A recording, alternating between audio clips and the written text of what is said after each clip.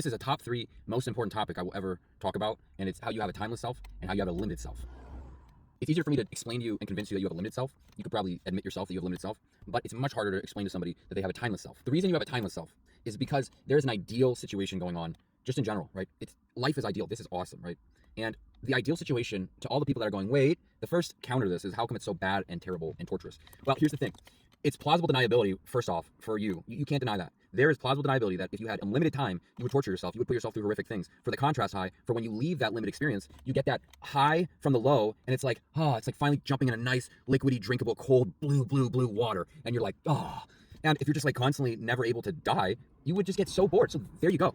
This is the ideal realm. This is the ideal universe, cosmos, all of that. And so with that, you wouldn't just only be a limited, confined being. You would also be a multidimensional being that can have a timeless self. And so there is how you have a timeless self. The next point is being is all there can be. You can't have awareness of your unawareness. When you die, you can't be aware of you being dead. It's either awake or not awake. There's no in between.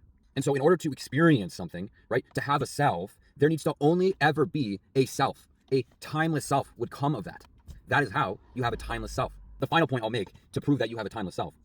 Have you ever had a beautiful situation, friendship, adventure, these things that vibrate you to a frequency that is so high that time no longer exists? It could be as simple as getting a great angle of sunlight in the morning, where you just are like, you're not thinking of time, you're just there, present, and it's perfect. That is like a clue from the universe. It is a reminder of what exists beyond. Just perfection, just high vibration, just amazing, fun, wonder, love for being, love for all these metaphysical elements, friendship, play, adventure, art. And they all exist in this limited realm that we seek after, we chase after, we try to connect with the divine. And all of these are reminders that we are timeless and we exist beyond. So there you go. I have to refine all these points. I have to get this speech a lot better. But this is the top 3 speech I will ever make. But this is the top 3 topic of a speech I could ever make. It's so fundamentally important to be able to perceive yourself as not only a limited self, but also a timeless self that you jump in and out of, and you can learn to channel one stronger and learn to channel one when it's useful. Okay, sometimes it's useful to be a limited self, to really just, okay. That's why we're here. That's a large reason why we're here. Done.